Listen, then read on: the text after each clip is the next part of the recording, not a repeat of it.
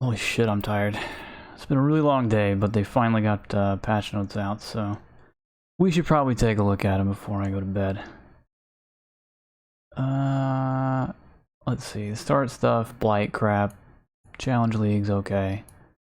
Yeah. Anything interesting in here?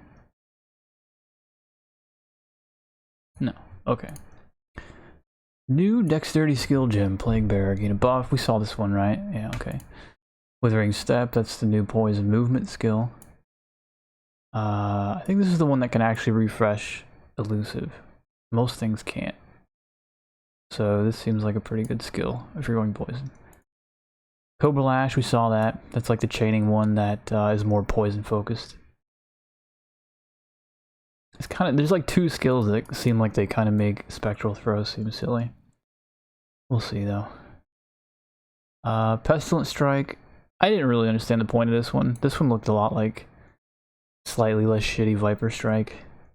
But I mean, some people play Viper Strike, I guess, so. Venom Gyre. This one looked really cool. This one was the other, like, Spectral Throw looking thing. But you, like, build up daggers that store around you, and then when you Whirling Blades, it shoots them all out at once. Just kind of neat. It's interesting that this conflicts with the new Withering Step, though, in a way. Carrion Golem is a new golem that you get like bonuses for having other things that aren't golems. I don't care. Stormblast Mine, saw this. Summon Skitterbots, we saw that. Swift Assembly support. Give supported trap and mine skills 3 separate chances to throw additional traps or mines for a maximum of up to 6 additional traps or mines. Interesting.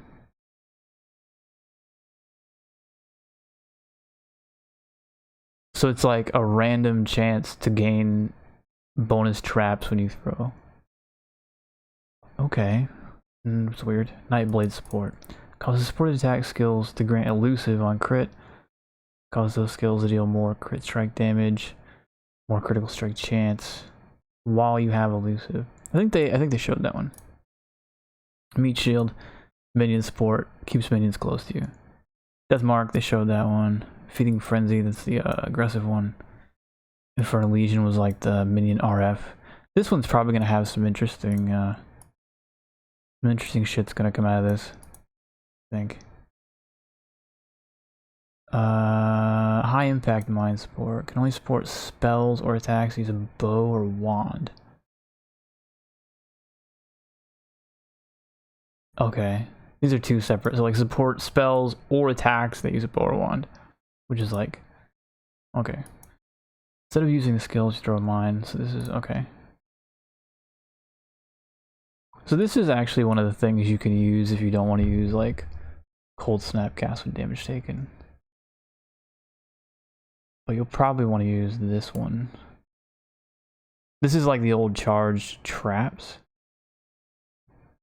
Which I'm assuming is still in the game. Now there's just a charged mines version. So like, that seems like in practice, like in min-max essence, this would be better than running charged traps. But it's also yet another key, right? That you have to press. Well, maybe you don't care, right? Well, you do care, because charged mines is going to depend on you detonating them to get frenzy. Yeah, I don't know. It sounds even more annoying than charged traps, and I always thought charged traps was annoying for my totem build, so I don't know. And then a bunch of new items. Added a second set of keybinds, which is awesome. This game needed more keybinds. And I think on the Bay class they said that like you don't need like a modifier key for this on PC. You can just like bind stuff directly to the second hotbar, which is nice. I don't know if either of my builds really need more hotbar space, but it's still a good change for the game in general. Updated the art of all flask base types. No art is reused for different flask tiers anymore. Okay. That's pretty cool, I guess.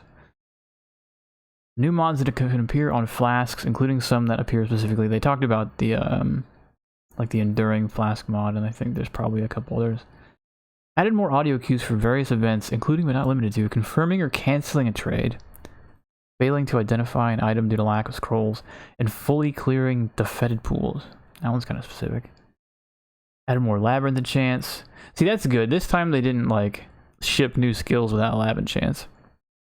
Of course, it does mean that we are even more boned than ever before, but at least they're here, you know. Added 2 new Grandmasters, the pool Grandmasters. Yuck.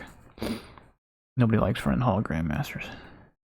Shield charge now uses your equipped shield, including any cosmetics applied to it for its effect, with the exception of spell shields, basically. That's cool. Can I use 2 helmet attachments at once? Okay. The visual effect of shatter now scales better on the size of the shattered enemy. I like that. We shatter everything. So it'd be nice to see like big shatters than like tiny little shatters. I wonder if that'll improve the performance of shatter at all. It is kind of like hard on the system, it feels like, when you shatter a whole screen of shit. Improve the voice and sound transitions between creating a new character and logging out to the menu or character selection. That's interesting. I wonder if they did that in preparation for the ExileCon race, when they expect to have a lot of people watching a race, and there's a lot of like really, really fast log out and then log back into the character select. Maybe they didn't like how that looked.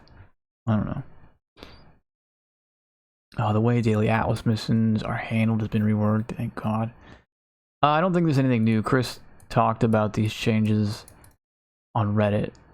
So basically they changed it to where you used to be able to get, like they were planning anyway, to get, to give you like 2 random missions every day, whether you were logged in or not. But it was like 2 out of the 5 masters that accumulate missions. And people seemed kind of, you know, butthurt that maybe you'd have bad luck. They didn't seem to care that much, so they changed it to this method where you get 1 of each master every day, but you have to log in, right? Which I think is reasonable. I still wish, because I wonder if it says here, once you have, you must log into an account to receive these missions. So yeah, there is no, I was hoping that it was going to be like, you get 5 if you logged in, but maybe you'd still get 2 random ones if you didn't log in. Just to like minimize a little bit the impact of, you know, not being able to play a day or 2. But, I don't know, people like me, we're going to play a lot the first like week or 2 anyway. There's no limit. That's nice. Everything else there I think we know about. Basically, like, you don't just get there from dailies or in random maps anymore. Now when you clear a map, you have a much better chance of earning a random like counter to those tallies, relative to the tier of map you're clearing. Which is, you know, it seems like where you're gonna get the bulk of your master missions anymore. Which is fine. I mean, I like running maps anyway. Legion mechanics added to the core game. There's a possible incursion room with each tier increasing the potential value of the Legion counter in the eventual temple of that model. Huh. So I guess it's adding a monolith, and then like with tier 3 monolith, it's like much larger. I'm not sure. We'll have to see how that works. A rare delve encounter for Legion. Okay.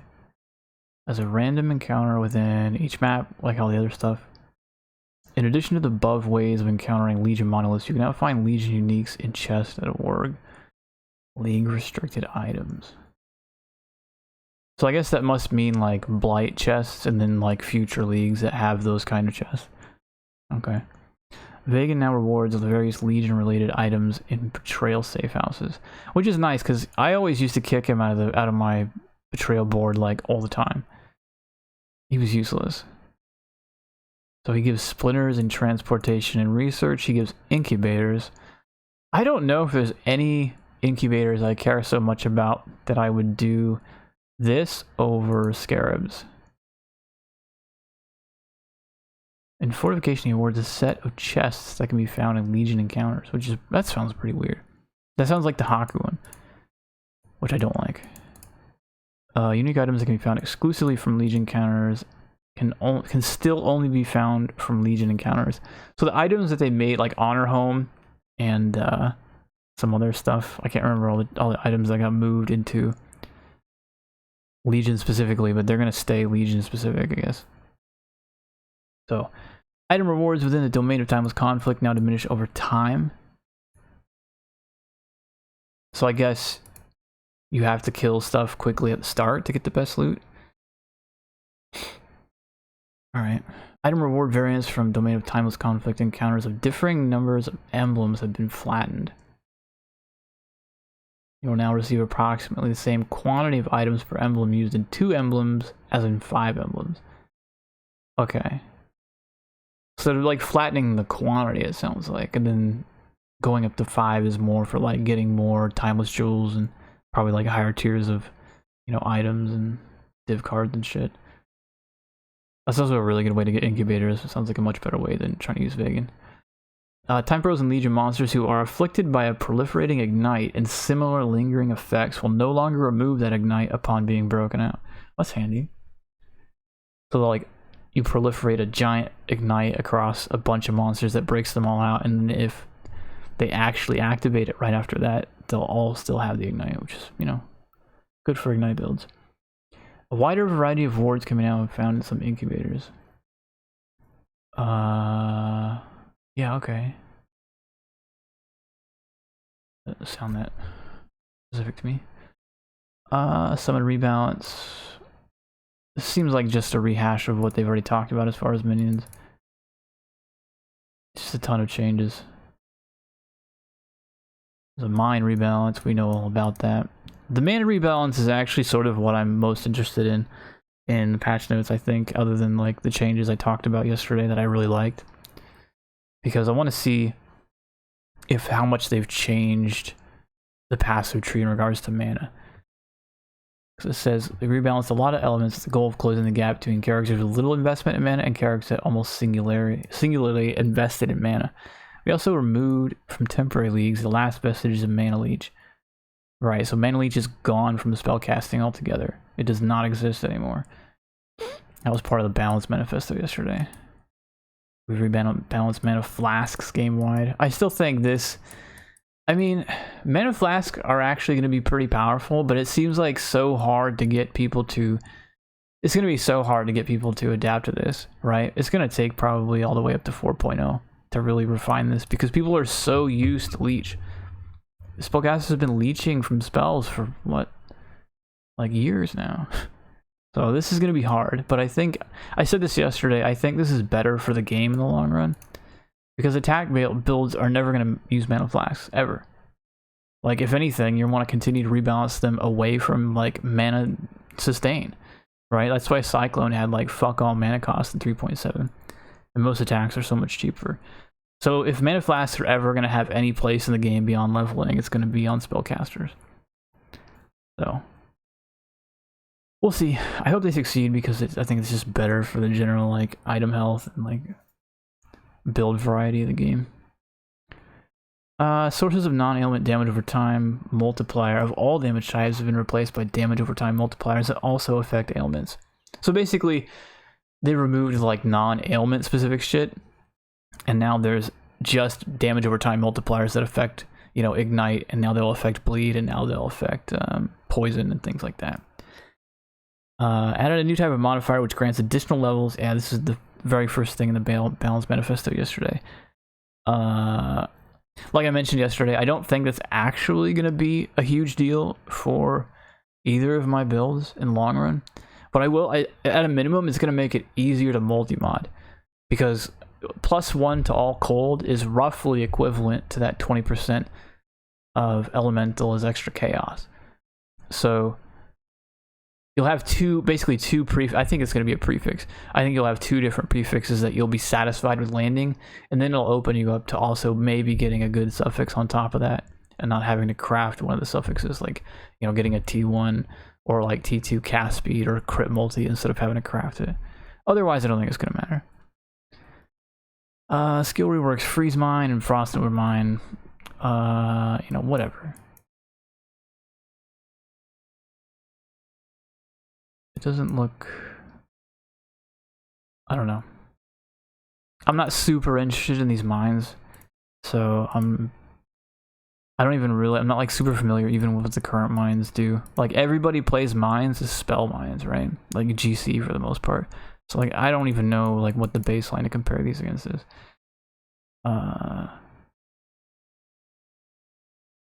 Both of these do seem like decent concepts though. Like both of them sound like they have scaling potential, icicle and projectiles. Pyroclast just I think in raw damage stacking. Oh, this one actually, this is also a projectile scaler. I didn't know that. Yeah, that might be scary. All auras you cast have a base radius of 40 because they changed the like aura effect in the tree because that's now going to affect mine radius. Which for the most part just doesn't matter. Civil damage over time only skills such as Righteous Fire, Contagion, Death Aura from Death's Oath can now break barrels. Wow, lucky them. RF can actually break stuff. Whole new world. So, body swap. No longer requires a corpse to use but gains significant benefits if it does consume a corpse.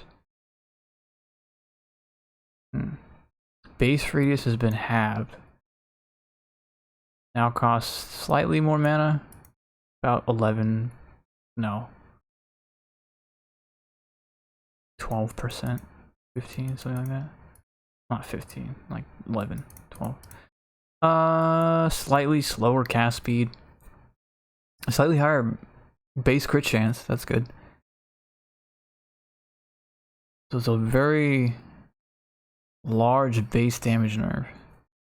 But it now gains 300% more area if it consumes a corpse. So it still explodes if it doesn't consume a corpse? That seems weird. Where does the explosion come from?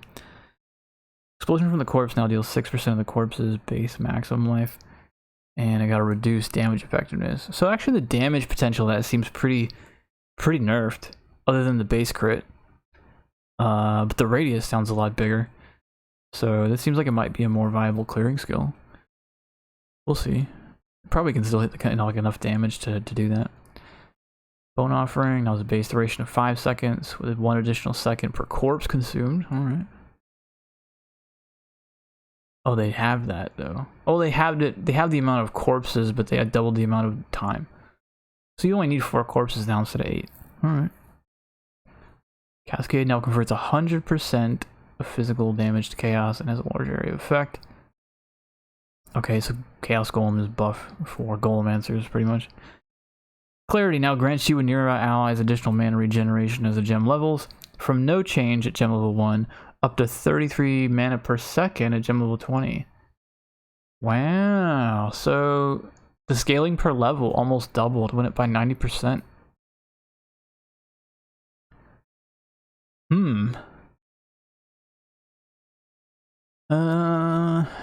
We're gonna have to see what kind of mana levels we get to, because I know we lose a little bit of mana from the Hierophant changes I'm going to talk about here in a minute that leaked. But that may still worm its way into... I mean, I don't want to run a high level one though. It'll depend on how much mana we can get. That's still a pretty good change. Clarity needed a buff and it got one. It almost got doubled. Contagion no longer gains additional radius, which we talked about yesterday. Convocation now has a cooldown of 3 seconds, so slightly faster. Now recovers a percentage of minion maximum life rather than a value, starting at 0.7% up to 1.65%. Okay. I like how there's a little note on Cyclone because of like how butt-fucked it got. Like, before you read this, just remember, Cyclone was really buff in 3.7. That's why it has a butt plug. So, base range of 11, which is fixed. Which this is actually the only thing I don't like about this change to Cyclone, is that the base range is fixed. I feel like there should be 2 fixed base ranges. One for one-handers and one for two-handers. I don't feel like two-handers are getting enough of a... There's not like enough of a reason to play two-handed Cyclone compared to one-hand. Like, why is a two-hander have the same fucking range as a dagger? Right? So, that's the only thing I want to see changed. Everything else here we know about. It definitely got nerfed pretty good as far as radius. It's still gonna do pretty good just because you're moving and attacking, and it's like, as far as melee goes, that's pretty unique. So it's not going anywhere, but it's definitely not gonna clear to the same level. This crate now has a corpse limit of 10 from 15, faster cast time, and shorter base duration, but no longer has a cooldown. So that basically like changes the game for Desecrate. No longer having a cooldown is like completely opening up things like Volatile Dead and Detonate Dead focus builds. So that's something I'm gonna wanna do. I think after Freezing Pulse Totems, I'm gonna wanna put together some kind of corpse explosion shit. That was like the only value the Necromancer had to me in D2, and then it got nerfed. So we'll see if Path of Exile has anything interesting to say on that kind of build. Dominating Blow now has a 25% chance to summon a normal Sentinel Dominance when you hit a unique monster from 10. Summon Sentinels can now use Crusade Slam regardless of Ascendancy. Oh, so they get the Guardian buff in the base gem. That's cool. Explosive Trap now deals more damage to gem levels. So it's like a 10% damage buff at the top end. Now it gains additional radius, so it gets from +4 to +6. So it's like a nice little bump to the radius too. Fire Trap got a change. You'll notice that there's no Freezing Pulse nose. I just noticed that. So we're okay until we get to the items. Fire Trap now deals 11 to 17 fire damage at gem level 1. Up to 644 to 966. Okay, so it's like 13%, something like that. Buff. Now deals 32.5 base fire damage per second. It's like a 10% buff. Up to 1832, which is also... Oh, it's actually more than a 10%. Like 14 or some shit. Alright. Now does 4 to 5 added fire against burning enemies. Which is all slightly better. Then it goes to 201 to 302. 269 to 302 is like 11% or something. So yeah, Fire Trap buffs. Flame Dash, nobody cares about how much damage Flame Dash does. Okay, actually it's a lot though. That is a big buff. It went from 599 to 1262.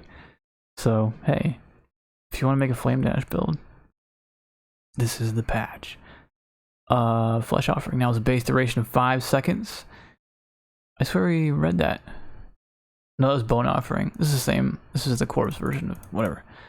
Flesh and Stone now has 20 gem levels. So this is just now like this is a real boy and not Pinocchio.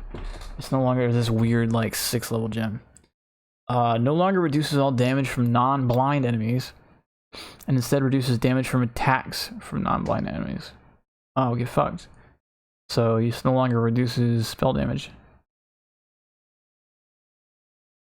Okay. So it's just nerfed. Enemies maimed by this skill now take 13%. So the damage buff it provides is also nerfed. Yeah, well, it's just nerfed. It seemed like a pretty good skill, so I guess that's not too surprising. Herald of Purity. Summon Sentinels can now use Crusade Slam, so they get the Guardian thing too, obviously. Ice Shot now has 2 to 3 added cold attack damage, up to 700. Yeah, that's a nice buff. It's like 75 to 113 flat cold. Alright. Ice Trap, the base radius has been increased to all levels, with the main circle gaining +3, the medium circle is getting +2, and the small circle is getting +1. That sounds like a lot. I have no idea off the top of my head. It's not like it scales, but more radius to Ice Trap I think is welcome. I felt like Ice Trap was one of those skills that was like close to really good, but then Lightning Trap existed, so it was like, why? Maybe that'll help. Lightning Arrow now is 1 to 13 added attack, lightning damage at gem level 1. Wow, that's another nice flat damage buff. And it gets double the quality bonus too, from 0.5 to 1% per to shock anyway. Alright. Lightning Golem increases damage dealt by lightning projectile by approximately 40%. Another Golem buff. Reduces damage of the arc skill. Huh. So I guess they buffed his auto attack and nerfed his skill. Okay. Raise Spectre. This is probably one of the bigger... Like, these are the... This and the race... didn't they buff skeletons somewhere? Whatever. Yeah, some of the skeletons down there. These are the big minion gem buffs. Now sets the level of raise specters rather than limiting the level of the corpses you can raise. So it doesn't matter where you are, you can raise like a fixed level of specter. Now grant your minions 150 additional accuracy rating at gem level 1. Slight bump. And then a pretty decent sized bump at level 20. They're trying to make up for the loss of minion accuracy that Necro used to have, I guess. No longer modifies life, ES, or damage of the minion. Now allows you to raise additional specters as gem levels up to 2 max specters at 20. And it continues post 20. Yeah. This is going to be buff. Now raise zombie, grant your minions. See, this is interesting. Now grant your minions more life as gem levels. And does this mean it has to be linked minions? Or is this working like a buff, you know, sort of like the new minion skill level bonuses? I have no idea. Because it doesn't say, like, grant your linked minions or, you know, supported minions. I don't know. But it's 38% more life. These are more Necro bonuses, I think, that they were kicking out of Necro and putting them in the base gem. Now grants increased cooldown recovery for the zombie slam, which I think is another thing. Now allows you to raise additional zombies. Goes up to 7 instead of 3. Alright. Another, I'm telling you, all 3 of those are gonna be fucking buff. Reckoning, seems like we got a percentage buff. It's like 20% or so. Now it has 2 to 3 added attack. Oh, okay. So they buffed the, I see what happened, yeah. They talked about this somewhere. They basically slammed the flat fizz pretty hard and then buffed the percent weapon damage because of face breakers. Face breakers were getting like a fuck ton of value out of this giant flat damage. So, take that, face breaker, I guess. So Righteous Fire now deals 35.8 base fire damage per second at gem level 1 up to... Oh, so this has, yeah, this has like a flat, fixed amount of damage instead of being entirely based off your life. Enemies now burn for 20% of your maximum life energy heal per second. So this is basically the degen on you got cut in half. So Righteous Fire is going to be way easier to play. That's pretty cool. And it can break barrels, don't forget that. Riposte, same deal, I think. Yeah, they're nerfing the flat damage and upping the weapon damage. Stone Golem Slam Attack now has a cooldown of 4 seconds and deals approximately 1/3 more damage at all gem levels. Good job, Golems. Scorching Ray. Looks like it took a nerf. Why did Scorching Ray get nerfed? Look at this.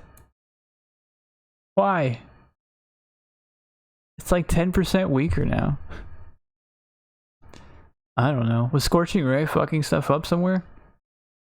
I must have missed that. Scourge Arrow, I think we talked about Chi piercing. Oh, it just says clarified the piercings. This isn't the bug they were talking about yesterday. Searing Bond. Modifiers to spell damage now also apply to the skill's damage over time.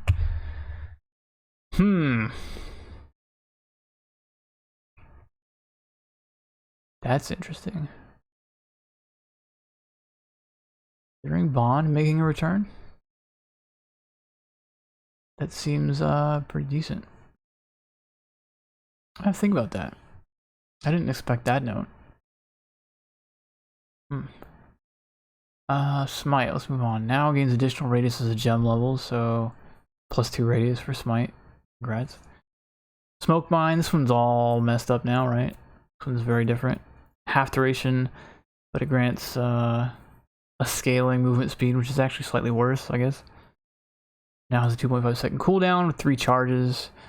Now gains increased cooldown recovery speed. Gains increased area of effect. Increases and reductions in mind duration now also apply to the skill's movement speed buff duration, so that's nice.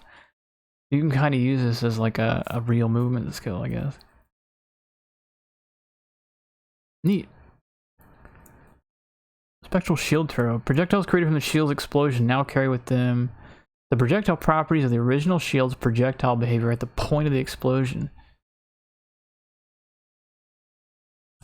Important for things such as gloom fang or point blank, which care about the chain count or the distance the projectiles traveled. That seems like a nerf to point blank, right? This seems like a nerf. I mean, it's more like a bug fix, but it's gonna weaken the skill, right? Because point blank would lower your damage the farther it went. And so if it went really far and then detonated, it's still going to be that far in terms of point blank distance instead of resetting from the point of explosion. So the things at the explosion were probably taking full point blank damage again, and now they don't. So, but it's still how the skill should work. So, you know, that's fair enough to me. Spirit Offering now has a base duration of 5. This is the same effect, the same like change as the other offerings. Split Arrow now deals 100% of base damage. Up to 119 at level 20. Like a tiny little bump there. Not quite. It's like 8%, something like that. Now fires additional arrows as the gem levels up. It already did that, but you get +2 more. So you'll get more multi-shot.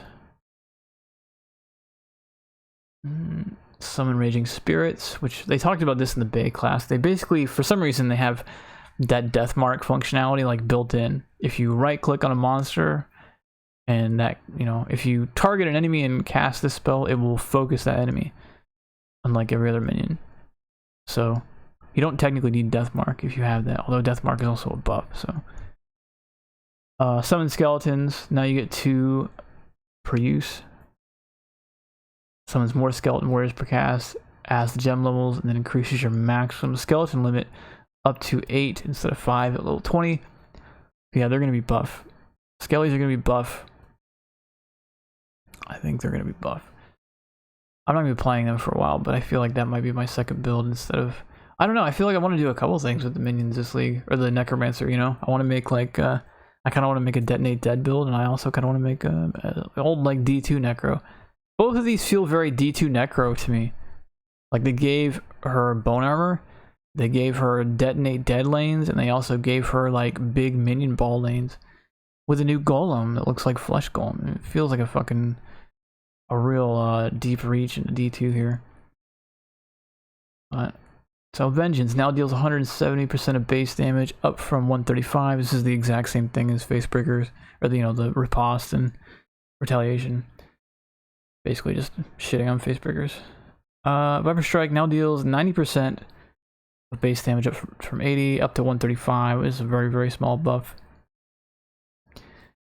Less than 5%, I think. Now uses both weapons if you attack while dual wielding, but has 30% last attack speed of dual wielding. Each weapon now hits separately if dual wielding, dealing 20% less damage. Man, okay. I'm not familiar enough to know melee to know if that is a good thing or not. 30% less attack speed of dual wielding sounds like poop. But I don't know. Vol skill balance. Modifiers to Vol soul cost now work consistent with how modifiers to mana cost work. Namely, they now calculate the total amount to subtract from the cost, rounded down, and then apply that reduction to the cost. Previously, it calculated the new cost of the skill and then rounded down, resulting in instances where Vol skills had no skull cost. Yeah.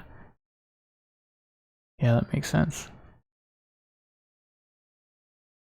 Vol Cyclone. Almost double base radius. Doesn't get the melee range bonus anymore. I can see it's the same shit as regular Cyclone, basically. Vol Mortal Call now prevents soul gain while active. I'm surprised it didn't do that already. Support gem reworks. I'm not sure any of this is super relevant to us. Remote mine support is now Blast Chain. So this is like the default. How do I turn a spell into a mine? Now they get 5% more damage for each prior mine. The detonation doesn't look like they have like an aura. They just get like a buff to the det sequence. Minefield support. Can I have 4 additional orbital mines placed at a time? Throw up to 4 additional mines. This is what you use when you want to chuck shitloads of mines. But they throw a lot slower. Minion and totem elemental resistance support no longer supports totems. I kind of don't care. I really don't. It's totally fine for them to jack this for minions, I think. Reduce mana support. This one was interesting. I wasn't sold on it, but I feel like maybe some kind of self-cast Hierophant shit will make use of this inspiration support. Because I don't think that this will work with anything but spells. Maybe I'm wrong. But it feels spell specific to me.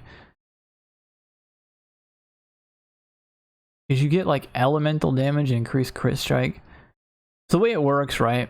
The whole concept of it is like, when you spend mana on a skill that this is linked to, you get a charge. So when you spend mana 5 times, you get 5 charges. Once you have 5 charges, it starts tracking your cumulative mana spent. And once you spend, it's like reverse Arcane Surge. So like once you have the buff, it starts looking like, hey, don't spend too much mana. And once you cross the threshold, you lose all your charges and you have to get them back again. Of course, you gain an inspiration charge back when you spend mana, right? So you get it back really quickly if you attack even reasonably fast. But you still want to keep them for as long as possible, right? So you get up to 40% more elemental damage and 50% increased crit strike chance. And then you get 20% duration at 20% quality. 40% elemental damage is a fucking lot.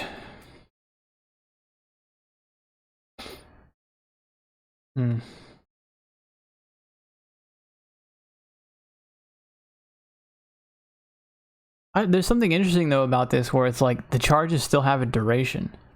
Do I care that much how fast I lose them? Like I feel like the duration limits how useful that window can be. I don't know. I'm gonna have to think about this one because like 40% elemental damage is nothing to sneeze at. And I feel like there's some way I might be able to weasel this into a build. But it is supported skill, so it has to go in the main link.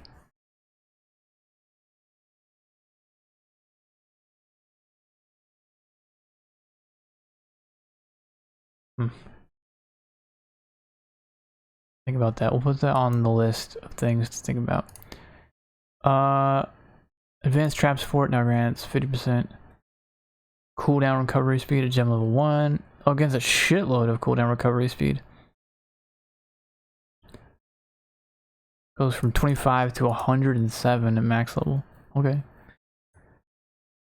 Supported skills for Ancestral Call. Now deal 90% less damage at gem level 1. Up to no penalty at level 20. So this is like a 16% damage buff for Ancestral Call. I don't know. It seems okay. Like it's not like a bad thing, but it just also doesn't mean like it's not something where you're gonna keep Ancestral Call in your links usually. If you gotta fight a boss, you're still like swapping out Ancestral Call, I think. So like quality of life wise, it's mostly just I clear better, which is fine. I think melee, you know, it couldn't hurt to buff melee's clear.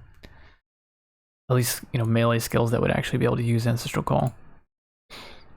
Charge traps. Supported skills now have 50% crit strike multiplier per power charge when used by traps. Supported skills now have 10% increased trap throwing speed per frenzy charge. Okay, it's like a trap only thing, pretty much. Fortified support. Supported skills now deal more damage with all ailments caused by melee hits. So you can actually use... Okay, but it's still caused by melee hits. Yeah, okay. Fair enough. Closer trap support now requires 27 intelligence at gem level 1.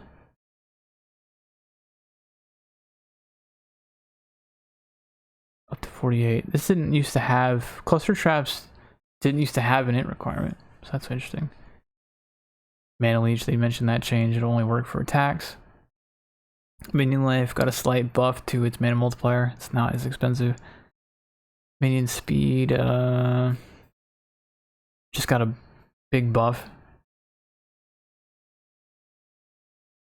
It went up by 150% basically at level 1, and then it went up almost. It went up like 90, no, like 80%, 85%, something like that at level 20. It's still a lot. Multi-strike, I think we talked about this one yesterday. They basically made this a little bit less punishing to cancel. You're still rewarded the most for not canceling multi-strike and getting all 3 hits of multi-strike, but it can still be canceled. And they reduced the mana multiplier on it, but like attack builds didn't give a shit about that. So yeah, I think it's still annoying in the ways that it was annoying for people that didn't like that change. So I don't know what they're going to do about multi-strike, but this is not going to stop people from complaining about it. Poison support. Supported skills now deal 20% more damage with poison. Up to 39% more at 20. So that's like a decent, 11% damage buff. But you actually start at 20, where you used to start at like 0, and it just gave you the chance to poison. So that's cool. It's really cool for leveling. Pulverized support. Supported skills, yeah, this is like basically they changed the more area of effect into increased area of effect. The values didn't change, so that's just like a pretty substantial nerf unless you had absolutely no area of effect, which if you're using pulverize is pretty much impossible, right? And then supported skills deal 40% more melee damage, so it already had more, so it just got more, which is not good enough to make up for that big nerf. Which I don't know, I still feel like this is the most of all the changes that were mentioned in the balance manifesto. This one still stuck out to me as like the biggest why. Although Scorching Ray is now in that boat. Like, hey, let's nerf Scorching Ray by 10% before we forget that skill exists. Like, I don't know about that one. But yeah, I feel bad for melee. And the pulverized support, I don't feel bad for Cyclone. Fuck Cyclone. And generally fuck melee, but still. Trap swirling speed now scales up to 19%. That's like almost doubled. Supported skills now deal increased trap damage, which was totally new. So basically just like turning something into a trap got buffed. It's alright. Unbound ailments. It just looks like a decent little buff to unbound ailments. Cool. Dot builds get better. Vicious projectiles. Supported skills now deal 40% more chaos damage over time. Supported skills now deal 40% more physical projectile attack damage too. That's a pretty decent little buff for that gem. The damage over time side looks a little bit more, well, they're all about the same, yeah. So, passive tree balance, this is what I'm... Added the following new clusters of notables: Disciple of Forbidden, Golem Commander, Prodigal, Perfection, Mystic Bulwarks, Searing Heat. So there's a lot of new... Actually, I want to count something really quick, because I think we were talking about this earlier in Discord before I got on, and we were trying to figure out... So there's 364 notables in 3.8. If we assume that one notable translates to one oil combo, right? 13 of those are hidden. They come from the anointing system only. They're not in the skill tree, which means it leaves us with 351. But we currently only have 334, right? So if we go 334 to 351 is 17. So let's see if we have 17 new notables. 1, 2, 3, 4, 5, 6, 7, 8, 9, 10, 11, 12, 13, 14, 15, 16, 17, 18. So we have 18 new ones, which means we've lost we've lost at least one. We've lost one, presumably. Unless I miscounted, because I'm really tired, which is possible. 1, 2, 3, 4, 5, 6, 7, 8, 9, 10, 11, 12, 13, 14, 15, 16. No, it's 18, okay. So, Mortal Conviction now specifies that only non-banner, non-mine skills reserve no mana. Probably a good thing in this patch. Perfect Agony now causes modifiers a crit strike multiplier to apply to damage over time multiplier for ailments from critical strikes specifically at 50% of their value rather than 30. A pretty big buff for Perfect Agony. Elemental Overload now causes ailments to never count as being from crit strikes. Okay, so you can actually, this is pretty interesting, then you can take Elemental Overload in builds that specifically scale the damage over time and do it from crit, get the 40% more elemental. So this is, I guess, for Ignite specifically, I guess. But basically, if you crit, normally Elemental Overload would take away all of your crit multi. But this is saying for the purposes of calculating the dot that would apply from that hit, they'll count your crit multi for the dot, which is good. Master the Arena Brinksmanship, or it's just Brinkmanship. Bonebreaker for Scepter Maces, Smashing Strikes for Stave. Now each grant +2 melee weapon and arm attack range. So more melee range, and then there's even more melee range down here. So more melee range in the tree. Leadership now grants 30% increased aura effect, which is because of mines, down from 50, and then Championing the Cause, same thing, 20 from 12. All small passive skills, which previously granted 20% increased area for auras, basically now grant 12 again. Alchemist Cluster near the Witch has been removed, and its flask effect modifier spread across the passive tree, in particular near the Ranger. So I think Alchemist is actually the one that got nuked. It's just gone. Which is why we have 18. The Utmost Might cluster has been moved south and is next to the Bloodless cluster. Isn't that fucking way down here? So there's a flask there's a flask effect node down here apparently. The Utmost Intellect cluster has moved east and is now where Arcane Expanse used to be. Oh boy. No. Here. So this here is now a flask node. This is like the shortest jump you have to make to get flask effect as a witch or a Templar. So I will not be getting Alchemist in my Increasing Pulse build even if I go to 100 anymore. Rip. Added 13 new notables revealed only when you obtain them through anointing, which is kind of relevant because some people were wondering if you're going to be able to intuitive leap, because these new nodes through leaks we know they appear like outside the tree in these like corners and stuff, just like randomly out here unconnected to anything. But obviously there's some jewel sockets out here, and people were wondering if you could like whoosh, intuitive leap and like pick it up, but it's not even on the tree if you don't have the amulet enchantery node.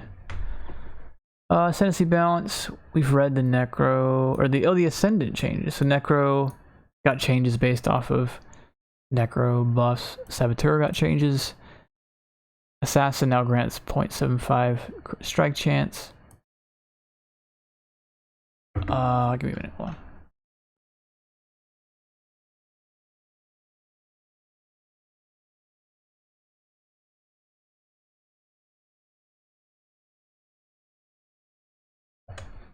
Sorry, Saboteur, what were we saying? Yeah, we're saying Assassin. Now grants 0.75 to crit strike chance, so that got nerfed. Now grants 10% chance to gain elusive on kill, okay. And no longer grants 10% increased movement speed if you've killed recently. So they lost the movement speed and a little bit of crit in exchange for 10% chance of elusive on kill, which is, you know, you're gonna get that pretty frequently. And elusive has movement speed baked into it. So Guardian now grants you a nearby ally's onslaught while there are at least 5 nearby allies. Allies also being minions. So basically you get onslaught if you have at least 5 minions near you. No longer grants 10% increased effect of non-curse auras from your skills. That's fair. Berserker Warbreaker now grants you a nearby allies 20% increased attack speed if you've war. So that's doubled. Okay. Now grants 15% chance to deal double damage if you've Warcried in the past 8 seconds. No longer causes you deal increased damage if you war. That seems like a really, you know what this is really good for? This is super good for Berserker Ancestral Warchief builds, which is a thing, and it's actually a decent build if you can tolerate like really low effective range of that totem. This is like a really big buff. They got double attack speed on top of a Berserker, and they get now 15% chance to deal double damage instead of the increased damage that they got before, which is definitely an improvement. So they'll like that. Fall of Savagery now grants 50% increased crit strike chance for attacks, which is a nerf, and then 25% crit strike multiplier from 30, which is also a nerf. Crave the Slaughter no longer grants 1% chance to deal double damage, which got moved to Warbringer as a flat chance. It's a nerf to Crave the Slaughter at least. Red Ruin clarified only the inherent effects from having rage or triple. Inherent effects? Oh, I guess they're probably talking about like you don't get the effects of like there's a rage buff in the game now, right? Chieftain, Rumco's Sun's Light no longer grants 15% more burning damage, now grants plus 25% to fire damage over time multiplier. So that's good, I guess. It's not just stronger, but I think it affects more things when it's not specifically burning. Either way, it's a buff to the value. Guardian Radiant Crusade has been reworked. Now grants 20% to all elemental resistances while there are at least 5 nearby allies. You and nearby allies have Onslaught, which was mentioned in the Ascendant. While there is at least 1 nearby ally, you and nearby allies deal 10% more damage. So as long as you have at least 1 minion near you, you get a 10% more damage multiplier. And if you've got 5, you also get Onslaught. So they're really encouraging you to play Meat Shield minions. Or just being close to your minions, I guess. So you are a little bit more encouraged to play like melee-ish compared to Necro. Unwavering Crusade has been reworked too. Now grants nearby allies 30% increased damage, 50% increased attack speed, cast and movement speed, 30% increased area of effect, and causes nearby allies to intimidate and unnerve enemies for 4 seconds. Enemies which are unnerved take 10% increased spell damage. So there's now a spell damage version of Intimidate. This is effectively 10% more damage because I don't know what causes enemies to specifically take increased spell damage as a debuff. That feels like a new thing they had to create for this node. So that's good for them. So yeah, Hierophant. So we'll see if these were the leaks were completely accurate. No longer grants 150% or 150 flat mana. Now grants 30% increased mana and causes increases and reductions in maximum mana apply 30% of value. They don't mention the Mind Over Matter, I guess, because it didn't change. I'm assuming that that's what it is.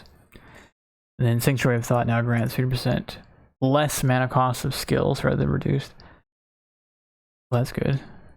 No longer grants the other half. When you're full on Energy Shield, now grants slightly less. Yeah, this is totally unchanged from the leak. So we're going to get more damage for our totem builds. We're going to lose like a small amount of mana. We don't even lose this much mana total. I lost about like 110. But we'll get like 60% increased damage from this. This too is pretty interesting to me because I feel like there's going to be between this and like Inspiration and the general like struggle that self-caster is going to be embroiled in with the mana changes. Hierophant self-casting is probably like becoming a thing because the other path for Hierophant, right? Like this shit. I didn't see a change to this, which is frustrating because Arcane Blessing really needed it more than the mana path. This node is trash. And it's not trash to be immune to elemental ailments, but it is trash to be stuck at a level 1 Arcane Surge. Like, what the fuck, man? That's all that keeps people from taking this. It's so dumb. But these two paths here are going to combine for like a pretty decent self-casting route. You're going to get area of effect, spell damage, like life leech, more damage away of arcane surge. You'll get, if you take this and you don't like yourself, you'll get immune to elemental ailments and free arcane surge. This will give you more mind over matter and more mana and more damage from mana. This will give you reduced cost of mana, a shitload more AoE if you want to play a high mana build, which you might as well, right? Play a mind over matter build with a Hierophant. And then you get like 10% less mana reservation if you want to try and squeeze any mana reservation into that mind over matter. I feel like there's a thing there. I really do. EB mind over matter is going to be pretty doink for them. I like it. Raider changes. Small passives, I think they previewed all this, right? Like, so I'm not even gonna go over Raider or Saboteur or Assassin because they posted like pictures of all this shit. Trickster nerf, they mentioned that in the man, I'm tired. The Balance Manifesto yesterday. That's a pretty decent nerf too. They'll feel that one. It's basically 3% less chance to evade per Ghost Shroud. You lose 1% reduced damage taken per Ghost Shroud, and then you recover less ES when you do take a hit and lose a Ghost Shroud. So you know, yeah, enjoy that. Slayer Nurse, which I talked about yesterday. Necromancer, which is definitely not going over. There's a lot of stuff that changed, just like these. The pictures were posted already. I'm not worried about that. Elementalist is basically Golemancer buffs. But hey, the Golems got buffed too. You could try it. I wouldn't League start this though. I feel like that's asking for pain. Occultist. Withering Presence now grants 20% chaos damage over time multiplier. It doesn't even need noted, I feel like. They changed the whole stat. And then Val Bastion now also costs you to regenerate 40 ES a second. Whoa, rein it in, boys. Relax. I'm getting scared of this. This is the only thing that could throw my plans into chaos. So item balance. Severed daggers are now classified as rune daggers. I swear they told us they did this last patch. Am I crazy? Like, I swear this was a thing 3 months ago. Didn't they tell us that?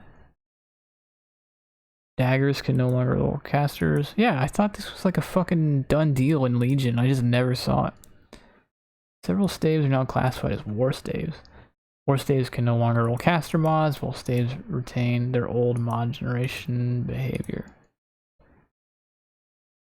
Huh. I feel like that's pretty trash.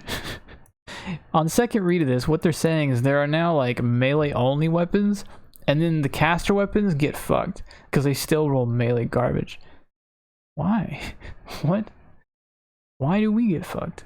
Whatever. Melee eat out garbage cans, they can have that one. Scepters are now identified as a separate class to one-handed maces. Okay. Shipper and Elder Gloves can no longer roll the +1 traps, +1 mines, they talked about that. Weapon modifiers that add maximum mana have other values raised across the board. Alright, staves in particular can now be found in modifiers that add large quantities of max mana. Existing weapons may be updated to new values in cases with a Divine Orb. Cool, we can get mana on a weapon and not have it be trash. It's probably still going to be trash relative to anything else we could have on a weapon. But while leveling, maybe you'll get like a decent mana weapon and feel good about it. Probably not, but it's there. Wand, Scepter, Staves, Rune Daggers, and Pure Int Shields can now roll modifiers which affect the levels of all skill gems. We knew that. Whoa, whoa, whoa, whoa, whoa, whoa, whoa. Whoa. Everybody wait a minute. And Pure Intelligence Shields? They did not mention this yesterday. That is a big deal. We're definitely getting a buff there. Yeah, that's nice. I didn't know that. And I didn't read that from the Balance Manifesto yesterday either. That's sick. So we will definitely get +1 freezing pulse, and that's never trivial. Like if you go back and load the old, not that guy, freezing pulse is the new shit. if we add a level of freezing pulse, just assuming we get that, I mean that's like an 8% damage buff, right? 7.5, something like that. Don't ask me to do math when I'm this tired. It's something like that, but it's like a free. That's a nice bump. That's a very nice bump. So we have like a even more reason to hold off on getting an ad series reflection. We'll be stronger before we get there. That is definitely like a clean buff. I'm into it. Wand, scepters, and staves and jewels can now roll fire damage over time multiplier. Good for you. Non-ailment chaos damage over time multiplier is now. We already said this. Daggers and rune daggers can now roll modifiers. Chaos damage over time. Okay. Jewels can now roll physical damage over time. Belts can now roll mana prefixes. Yeah! I wanted that. Belts can have fucking mana now. They could have life. Why couldn't they have mana? Done. I just needed to ask. Power rings now have 20 to 30 mana. So they got a slight buff to mana. Top end. Items with the Metodals prefix that grant +1 to the level of the trap skill gem now also apply to mines. Congratulations. Mana flasks at all levels have been rebalanced. In general, they will now recover more mana over less time and have more uses. They can also re-roll several useful new modifiers. I don't like the sound of that, by the way. In general, they now recover more mana over less time previously. That's actually like backwards from what is needed. For the most part. Like, the characters that need mana flasks the most and would be the most likely to convert into this new system are characters with like 75% reserve mana who 1 second into a mana flask have already capped. Right? Like they cap too easily because it's such a small total pool. They need a long duration. That's not good. I don't feel like that was a good thing. I don't like it. +1 lightning, fire, and cold gems weapon vendor recipes now instead grants a weapon with added damage of that element. Fire and cold gems weapon vendor recipe now. Oh, I just read that line. Jesus Christ. Chaos variants recipe is straight up gone. Okay. The values of the modifiers granted by these recipes is dependent on the rarity of the ring. Okay. This recipe now also works for rune daggers. So you can't do +1 fire, cold, or lightning. Like daggers or scepters, but you can get like flat damage for those elements. It's pretty minor, I think.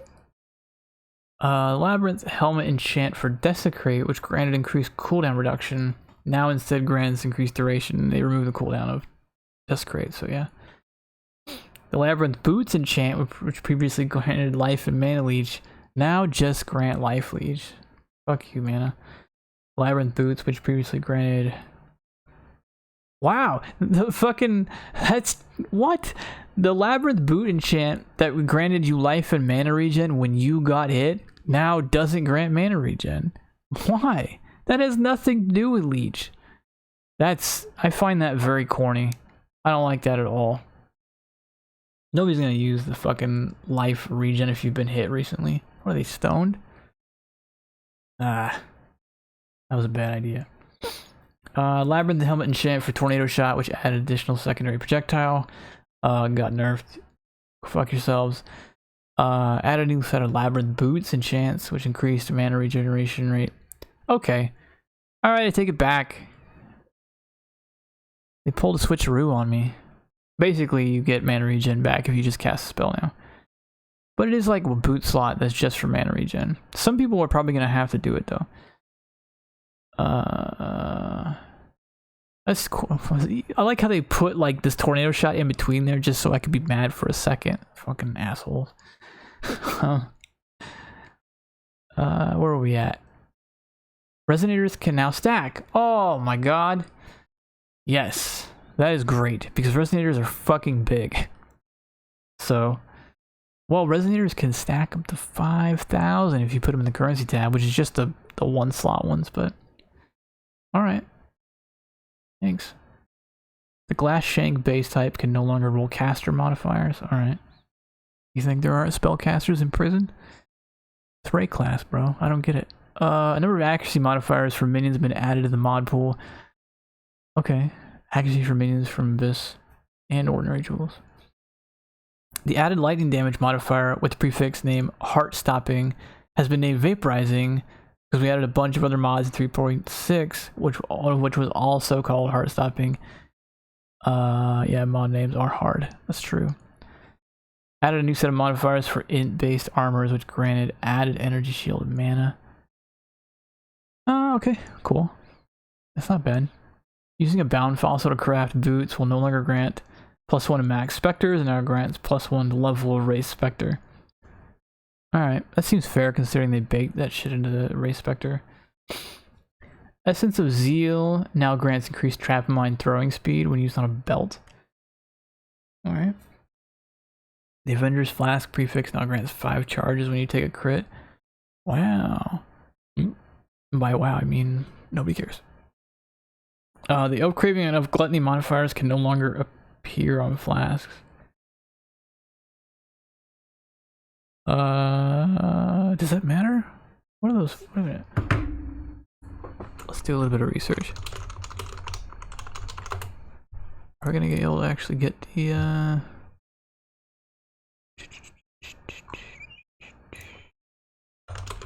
nice. Yeah, that is also what I meant to type. Can I see mods? Yeah. Gluttony. Craving. So they removed Craving, which I get, which is physical attack damage leech. Well, even then, why? I thought they were okay with attacks leeching mana. Is there a reason? I went back to look and see if they pulled a switcheroo on me again. But no, they just took them out. Weird. Alright. Increased mana. Maybe it's because of like flask effect. I don't know.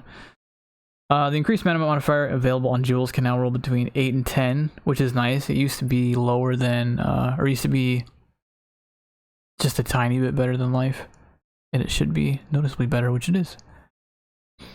Minion damage modifiers from all tiers of Essence of Fear have been slightly increased. Okay, essences no longer provide additional levels to socketed gems because they're taking that. Yeah. But they instead grant resistance pen. Alright. So those essences might actually be useful when we're getting into maps. Unique item balance. Pray for us, boys. Pray. I'm not even going to control F. We're going to just go line by line. Following items now affect all spells of certain types. This is the +1 skill. So all these items that have plus skills of an element now grant like global plus skills, not just what's socketed into them. I'm not sure how useful that is given the items that they're changing.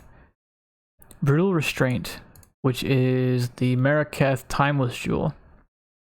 You can no longer modify passives with 8% increased effective flasks on you, instead granting 8% increased effective non-unique flasks on you. Okay. I wonder if that is also how it appears on notables, or if it's just something they want to do to Brutal Restraint. Watcher's Eye can no longer gain +% to cold and chaos damage over time multipliers while affected by malevolence. Instead now has % to damage over time multipliers. Oh, okay. But who would want to slot malevolence if it's not cold or chaos? I don't know. That seems okay though. The mana cost reduction while affected by clarity now specifically applies to non-channeled skills. Okay. The mana leech while affected by wrath is no energy shield leech while affected by wrath. Yeah, because mana leech just gotta go. Poet's Pen now triggers socketed spells at the end to attack rather than the start. That sort of like offsets some of that buff, right? See, I don't know, maybe Poet's Pen is still butt crap. People are gonna try though, it's Poet's Pen, and it was hella corny at one point. They will try to make it corny again. Doomsower no longer causes socketed red gems to gain 10% of physical damage as extra fire. Instead causes attack skills to gain 5% of physical damage as extra fire per socketed red gem. Okay, that's a decent little buff if you're socketing a bunch of red gems in it. Also causes you to have Vol Pact while all socketed gems are red. That's neat. That's a neat effect. I really like that change. It gives you a fucking keystone, but on a condition. I like it. They should do more of that stuff. The Star of Rayclast. Star of Rayclast. Doesn't ring a bell. No longer grants illusory warp, instead grants level 10 Frostblink. Now also grants features increased duration for Frostblink. Whatever. Ash Collar, the low-level wand. No longer grants added fire damage to attacks. Oh wait, Ash Collar might be the chest piece, the low-level chest piece. Instead grants 15-20% fire damage over time multiplier. Huh. So it's basically strictly for dots and not for much of anything else. Blasphemous Grasp no longer grants ailment damage per elder item equipped, and instead grants ailment damage over time per elder item equipped. Okay. Cane of Unraveling, non-ailment, it's just chaos, yeah. Searing Touch no longer grants 70% increased burning damage, now grants 40 to 60 fire damage over time. A little bit more global, I guess. Femurs of the Saints no longer causes your minions to regenerate life, nor does it grant increased minion attack and cast speed per skeleton. Doesn't grant any of that shit. It now causes minions to deal 60%, 80% increased damage, and grants 1% chance to block attack damage per summoned skeleton. 2% increased attack and cast speed per raging spirit. That's kind of interesting. You kind of like spam SRS. 0.6% of life regen per second per raised zombie, and 30% increased mana regen per raised specter. Alright. Miss Mortis no longer grants +1 to maximum number of raised specters, or grants Unholy Might when they kill. Now causes minions to gain 15-20% of elemental. Oh, okay. I have no idea if it's a buff or not. It seems like a buff in the sense that you don't have to trigger it. It's not on kill, it's just like always there, but I don't remember how strong Unholy Might is for minions. Coded Trap no longer grants additional physical damage for traps. Now it's a small radius and causes passives in radius to also grant. Huh. That's interesting. Small radius is actually quite small. It's this orange circle. Right? So for this first node jewel, it's only affecting like this little wheel and this little wheel pretty much. You know, we're technically getting these minors and stuff. So what does it do exactly? Where did it go? Right here. It does affect all passives though. And it gives you 2 to 3 to 4 to 6 per node. Fortified Legion can no longer drop, has been replaced by a new unique item which uses the same art. What the hell was Fortified Legion?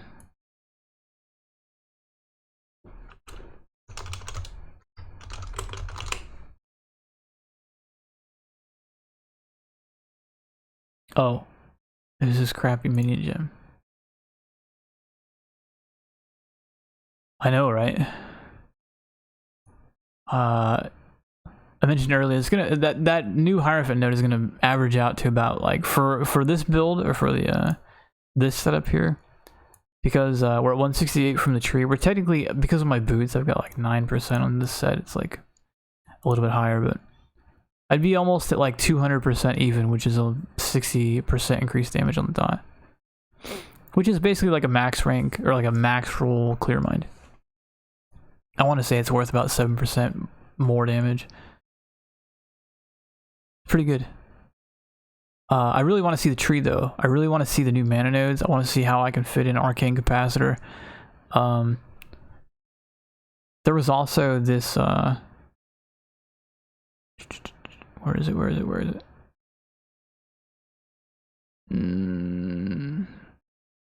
I don't see it. I'm so tired right now. It's such a long day. Basically that when they were talking about +1 to all skill gems, or like +1 to all fire gems, and not just what's socketed in the weapon, they didn't mention this in the balance manifesto, but that rolls on shields too, as long as it's pure end shields.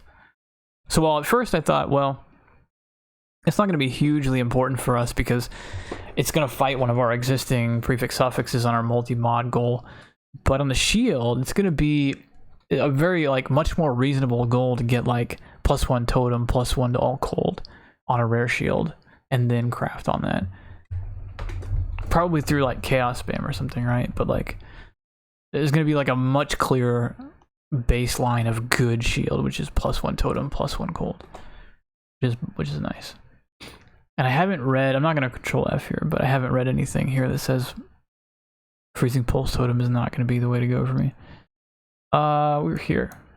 So these two, all three of these are all minion gems. It looks like they've basically added some new minion unique jewels that stole these are. In ideal, when they release the passive tree and gem info, the gem info usually comes the day after patch notes, so I expect that tomorrow. I think the tree info is out. Am I wrong? I honestly, like, I don't remember, and I can't think that clearly right now. I thought that usually the patch notes, like, it takes a while for Path of Building to get updated, but I think the official tree gets updated maybe not until launch. But I know that like PoE Skill Planner seems to get updated first, right? I've seen the leaks, but I haven't seen, like, because they're a little bit vague on some of the passive tree. Like, I want to see if there's any other mana notable changes other than Arcane Capacitor. I know that that's a new one, but I want to see if any of the existing one changed. But let's go over the rest of these unique items really quick, because I haven't read all these. Bones of Uller no longer increases the max number of zombies or specters, which is something they moved into the gem. Instead, it now grants +1 to level raised zombie and specter gems. Yeah, okay. Jaws of Agony now grants level 25 bear trap. Okay, I mean, nobody's gonna care. Queen's Decree now causes minions to have 30-40% increased max life. That's a big bump. And 30-40% increased damage, also a pretty big bump. And the Queen's Hunger no longer causes offering skills to have 25% reduced effect on you. Wow, alright. That is a pretty good change. Midnight Bargain now causes minions to have 30% increased move speed, another buff. And deal 50% increased damage. More than double. Man, I'm telling you guys, if you're not going to play totems, man, play minions. They're going to be the thing that gets nerfed in 3.9. Aracali's Fang, maybe Poison too, but minions for sure. The spiders summoned by this item now take up less space and have phasing, therefore not block players or monsters. That's good. Phasing things can run through other things. So, this item, depending on how good poison is, this item might actually be worth something this league. Because it sounds very meme-like, but you can actually make this item effective already. Reasonably effective, not like good in the traditional sense. But if poison is really strong now with all the changes to chaos damage over time, applying to poison and perfect agony buffs and, you know, assassin buffs, we'll see. This item may actually be something we want to sell. Combat focus now also applies to ball strike. What the fuck is combat focus?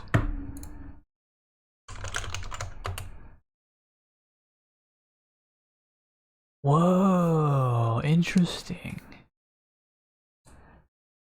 Those are the Ellie hit jewels. So you can lock Wild Strike into one of the types and make it buff. It's kind of a lazy way to make it better, but it does in fact do that. Anyway, Barrack's Grip no longer grants 4% to damage leeches mana against frozen enemies because fuck spells. Instead grants energy shield leech against frozen enemies. Yeah, that's not the same. Tempered Flesh, Transcendent Flesh, which is the Temple Jewel, the good one. No, it's not. Yeah, it is. The Flesh one is, yeah. So now grants 7% to crit strike multi. It actually went up. Wow, they buffed that. So this will be even more expensive. This was already like pretty easy money. Tempered Mind, Transcendent Mind will now grant 125 accuracy rating per 10 unallocated int and radius. Dead Reckoning now turns 15 skeleton warriors into skeleton mages. Wow, that's a lot. That's a lot of skelly mages. That's gonna be a thing. Yeah. Damn, that build is gonna be strong. From Dust now allows you to summon 4 additional skeletons at a time, doubling that. Blood Bond, the Blood Offering skill now has a base duration. This is getting the same offering changes that all the other offerings got. But they're good buffs. Curtain Call now increases mine detonation speed rather than mine arming speed. Because mine arming speed is gone. Mine is arm immediately. Mine detonation speed is a big deal though, since they det in sequence. Now reduces mine throwing speed rather than mine laying speed, right? Now requires that you have at least 800 int or dexterity to throw up to 1 additional mine. That's a fat amount of fucking stats.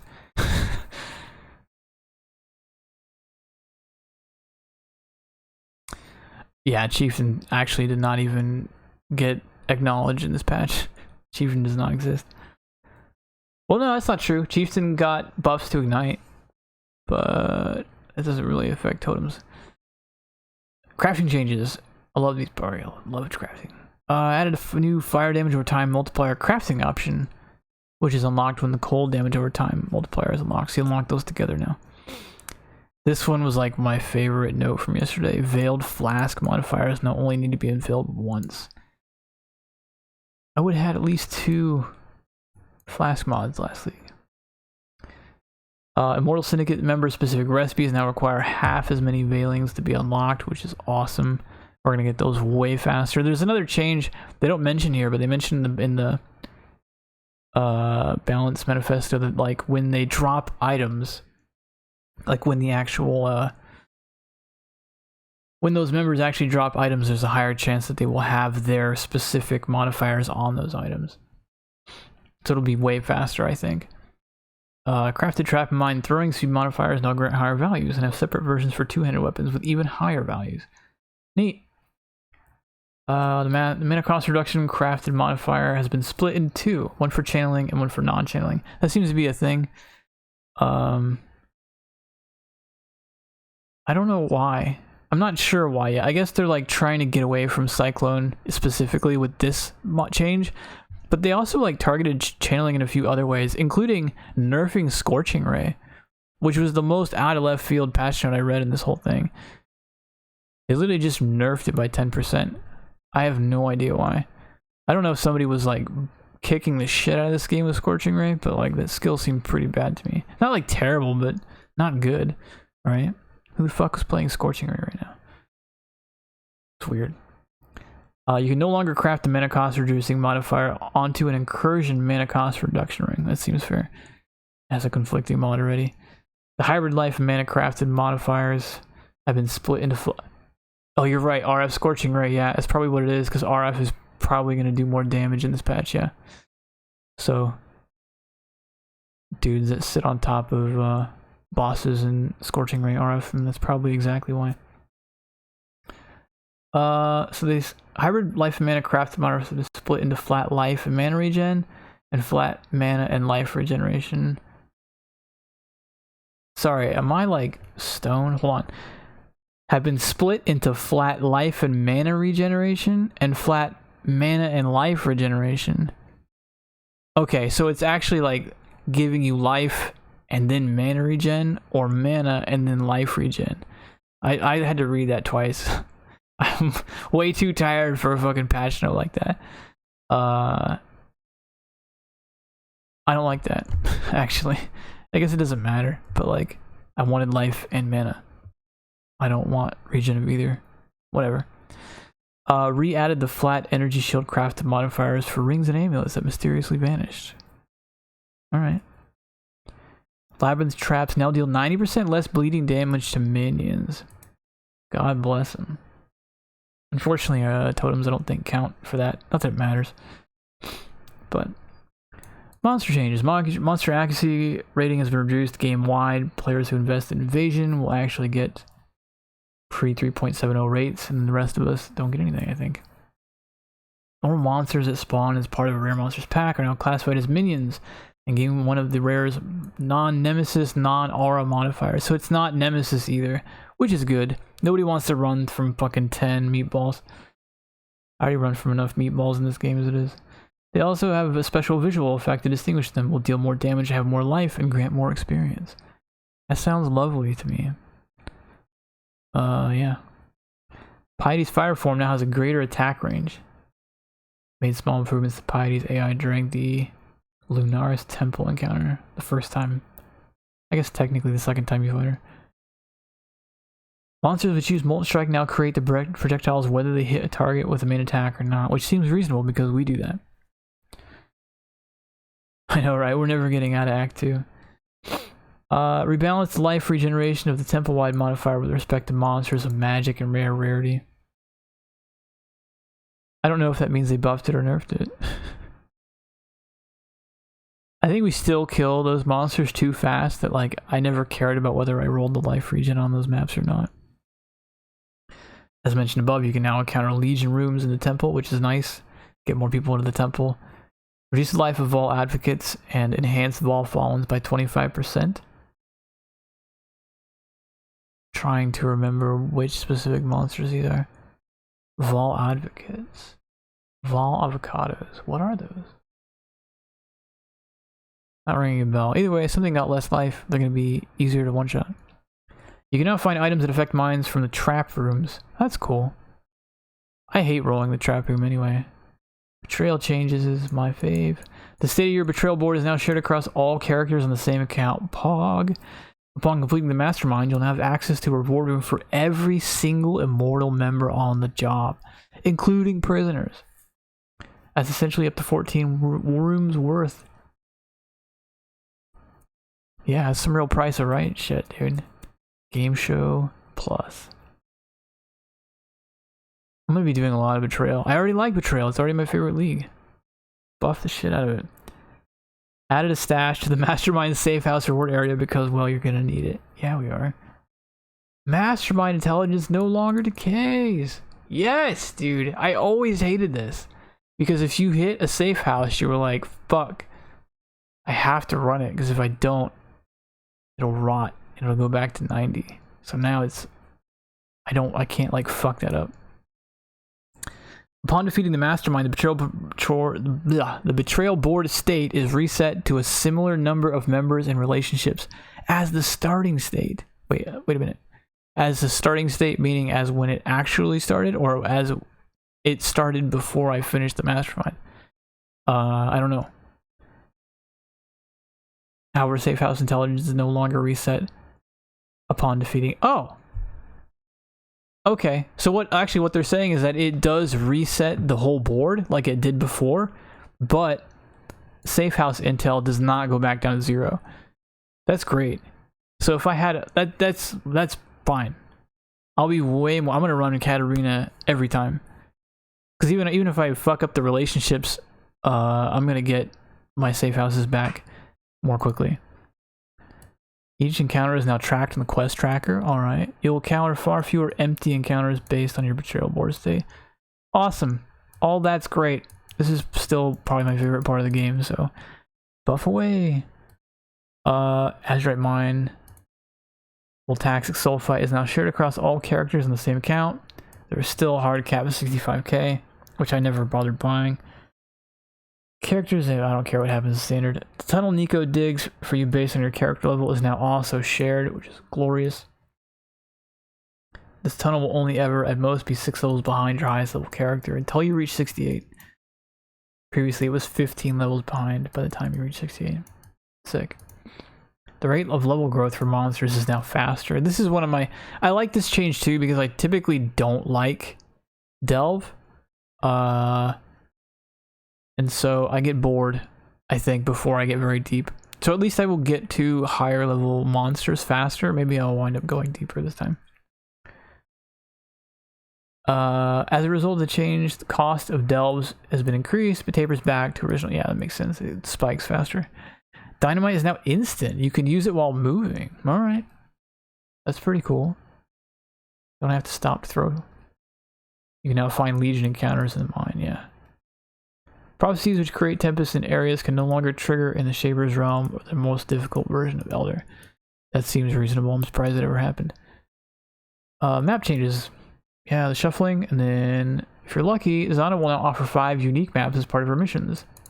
Each map contains a boss encounter from Synth, which can each drop unique items. You can't obtain fractured items or have access to the Synth, which actually means, and they mentioned this in Bay class, if it drops like a Circle of Anguish, it'll just drop synthesized, which is fucking cool. You had a Tempest during like Uber Elder? That does sound a little bit sketchy. You'll now... Oh, I read this and I thought it was about to say when you log in, and I was about to like jump out of my chair. What it actually says, you'll now appear in your hideout if you die to Elder or Guardian. Which, hey, you know what? It's still an improvement. Why doesn't that apply when I log in the fucking game? I don't want to log into Oriath. Please do this. Still a good change. Beast of the Pits, which is Barrows, now moves more quickly, but can use the attack less frequently. Barrows map boss is the what's her name? The big bear looking, like half koala, half giant bear with like antlers. Can never remember her name. They're really dark. Skill point Act 6? 7? Either way. They can now charge faster. Piety boss encounters in which she transforms into her fire form have also benefited from increased attack range and AI tweaks. I don't care. Breach Warriors now have more appropriate life values, which was mentioned in the thing. Chula in particular has significantly higher life. That doesn't surprise me. He got fucking slapped in pure breach stones. Breach domains now have higher monster density, and the monsters contained within have more base life. I always felt like pure breach stones already had pretty high base life for the mobs outside of the boss. The map modifier, which granted more life. Oh, that's why. The map modifier, which granted more life to these monsters, has been removed. Okay, that makes sense. So they're trying to balance it in the monster type and not within the map modifier. Bosses of the Lair and the Dark Forest maps now spend more time in human form. Oh good, Rigwald is not gonna immediately turn into a doggo and disappear. Defeated Syndicate members, shrines, hidden monsters, and other things will no longer lure out Shaper phantoms. Huh?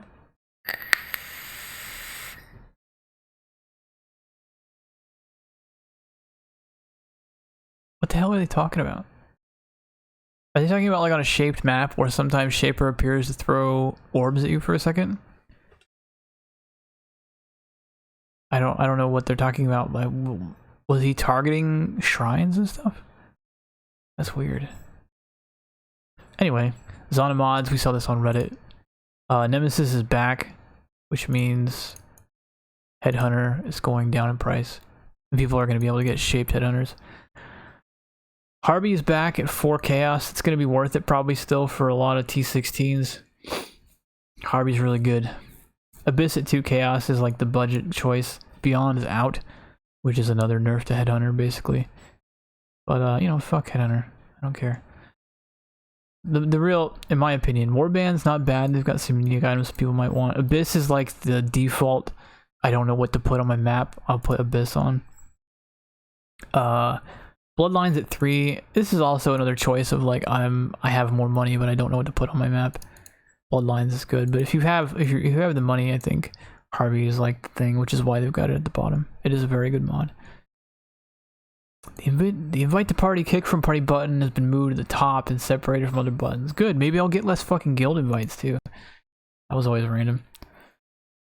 Added slots for Harb orbs, ancient orbs, orbs of binding, and engineers orbs at the currency tab. God bless you. The slots are invisible until you add one of those currencies. Huh? Why? Why? I don't understand that. What? Why don't they just remove the fucking border of that tab? Is that just on fragments actually? Maybe it's just on fragments that has that border. Why would they make slots invisible unless you don't, like, they don't make a mirror slot invisible? I've never had one. I don't know. Increase the stack size for Brand's coins in the currency stash tab to 50,000. God bless. It's 10 times the amount. Added slots for Legion, Splinters, Emblems, and Scarabs to the Fragment Stash tab. Thank you. Condense the display of values for greater than 9999 on buff icons. Okay. I'm not sure how many things that really affects though. Pressing the hide pop-ups button in the help panel now also disables the flashing help panel icon and marks all pages as red. Thank you. That is actually really annoying. I'm glad they did that. Multiple different timers can now be displayed at once. This was actually relevant to me more than once. Like when you go into a Zana map that had a timer and you find Alva in there, and then you ran into the incursion, it would have the incursion timer, and then when you came out, there was just no timer. You couldn't tell how much time you had left in the map. Actually, they explain that. Meaning you will now be able to track how much time remains to complete your incursion in a time Zana map. Should have just kept reading. Atlas search has been improved. You can now enter a value to find all maps of that tier. That's already a thing. Highlight all unique maps with unique. That's good. And even search for Pantheon souls. That is also good. You could totally do this though. Maybe you can just input 9 though, instead of having to input the actual tier :9, which is what you had to do before. Of course, maybe that actually applied to the other things too. I never noticed. The notification now displays with how much favor you've earned upon completing a master's mission. Cool, I never noticed. You can now scroll between stash tabs by holding control and using the mouse wheel. That's fucking big to me. That's really good. I have a shitload of tabs. I'm into it. No, you can search them. So when you're on the Atlas, you can just type in the name of like the Pantheon guy and it'll highlight the map that has that Pantheon guy. It doesn't work for all. I think that works on some maps actually, but it doesn't work on most maps. I don't know why. Improve the information displayed when you attempt to import a hideout but don't have all the necessary doodads. Sure. Added warning for when you attempt to sell an item that has an incubator on it. Thanks. Quest rewards. These are not super important to me. I just kind of want to see what Templar actually gets, which doesn't look like much for this league actually. Get here. They're gonna get some of the minion stuff pretty much because of the Guardian. PvP changes, which who fucking cares? I don't think this is really, other than hologram masters, it doesn't matter. So look at the bug fixes. Projectiles would not appear to chain on the game client if the monster was slain by the hit. Okay. Fix the bug where destroying a wall in the Azurite mine would count towards encounter completion for the sake of Delve Depth Ladder. Okay. Fix the bug where Immortal Syndicate members could claim to have the job of none when you are selecting between actions. That was super rare. Fix the bug where some unique strong boxes would override the Sextant modifier, which caused strong box monsters to drop significantly more items. Does that mean that if you... I wonder if that means it'll prevent the unique strong box from rolling, or if it just means the unique strong box will then still get multiplied. That could be a pretty nice buff. Fix the bug where elemental hit attacks would did not hit a target would still produce an explosion. I don't know if it sounds meaningful, but I don't know. Fix the bug where Duresso's combo attack was only dealing damage with the first swing. Okay. I guess he was buffed. Fix the bug where shield crabs were only hitting with their double claw attack once rather than twice. 2 claws equals double the danger. Double the flavor. The fuck are shield crabs? Are shield crabs the things that you have to kill twice? Probably, right? Fix the bug where the animation canceling could cause some skills to appear to fire in the wrong direction. It didn't happen to me very much. Fix the bug where unique body armor in the rat cage could act incorrectly with other sources that converted incoming damage. Okay. Auras which affected nearby enemies would not update in time for skills which teleported you, such as Flicker Strike. That's pretty good, actually. That means when you're holding down Flicker and like buzzing through a map, your auras always apply to the enemies that are in range to hit with Flicker Strike, which makes sense. Fix the bug which allowed you to teleport into and out of the Mesa map boss arena. I didn't know that was a thing. Fix the bug which caused the incorrect life values of summon skeletons from gem levels 3 and up to show. Okay. Fix the bug where queued actions would misbehave if you held move only during the first action, which was all the time. All the time. I'm always holding move only unless I'm standing still. That's good. Fix the bugs for illusionist body armor cosmetic. I don't know. Fix the bug where celestial wind orb cosmetic didn't produce wind physics.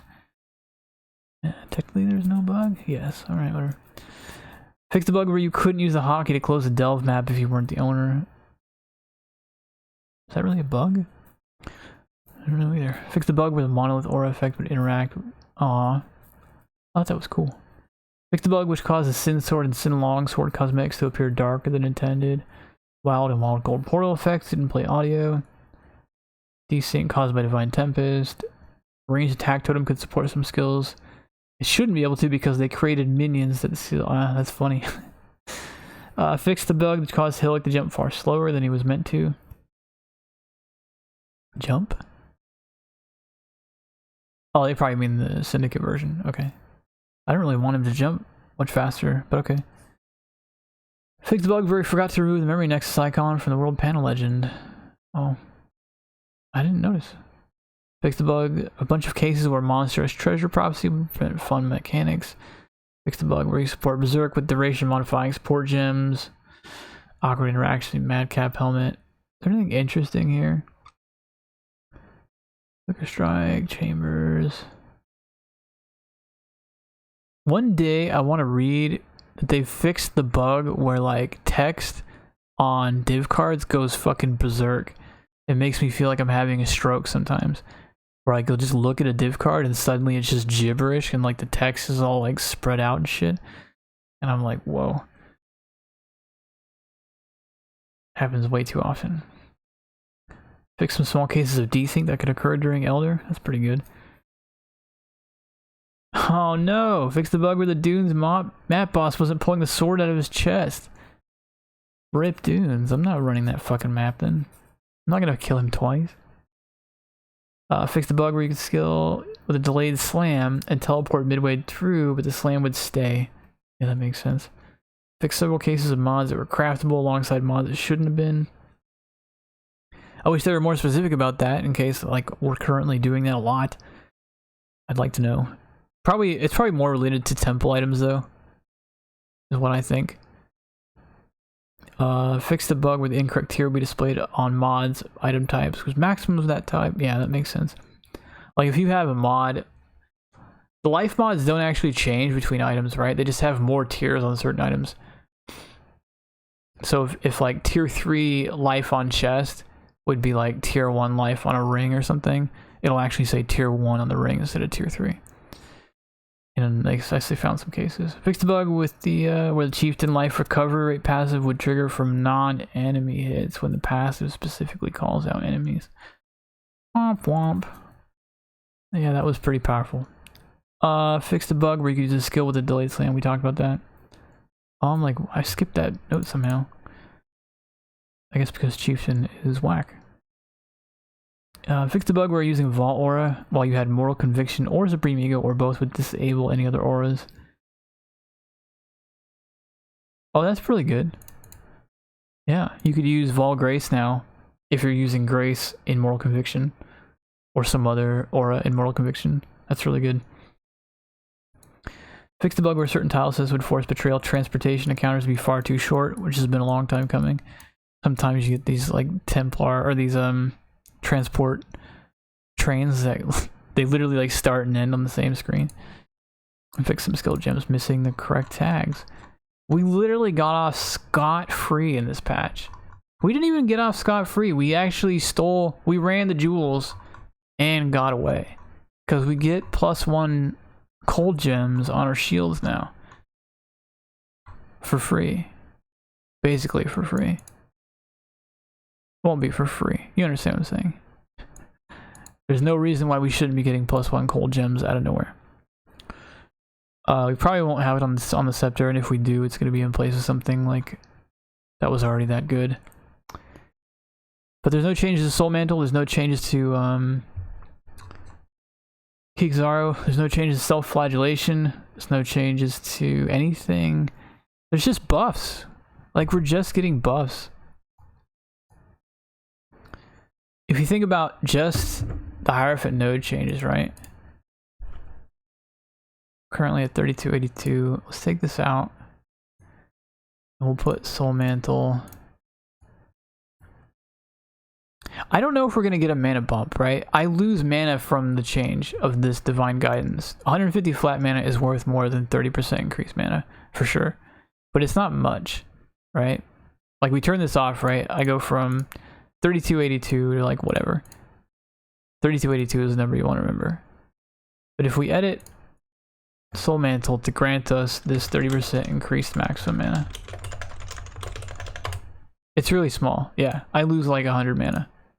I go to 3177. It was like 110 or so. But we know, because this is 30% and I've got 168% from the tree, at 200%, this node here will also grant me 60% increased damage. That's free, but it's 100. It cost me 100 mana. We can add that on here too to simulate the new node. So I go from like 508 to 546, right?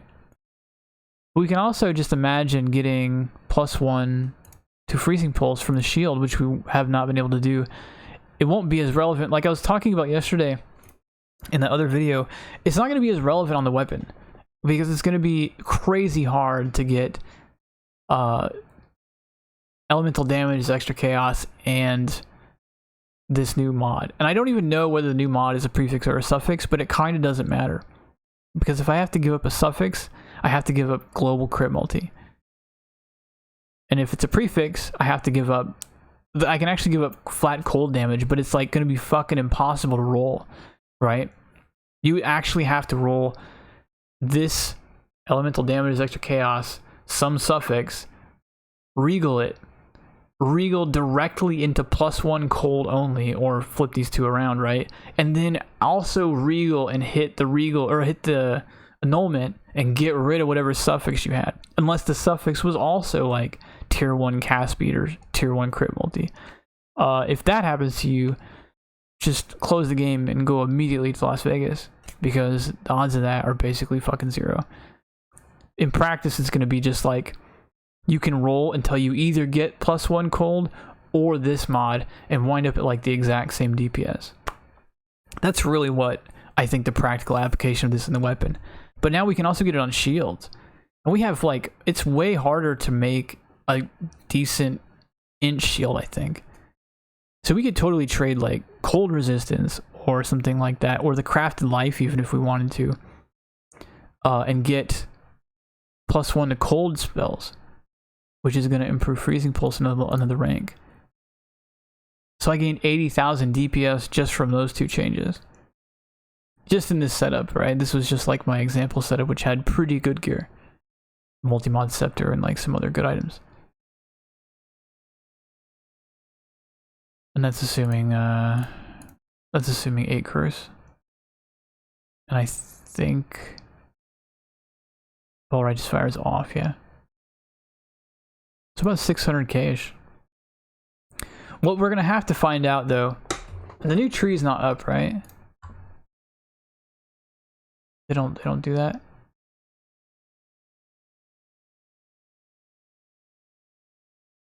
Because what we want to know here, yeah, Arcane Capacitor is not here. It's not that, right? Let's hit Reddit. Path. So does anybody? Yeah, this shit here.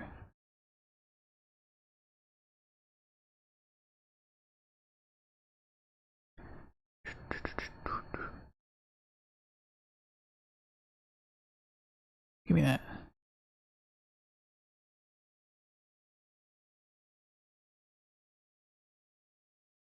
Oh, I want this actually. Wait, what?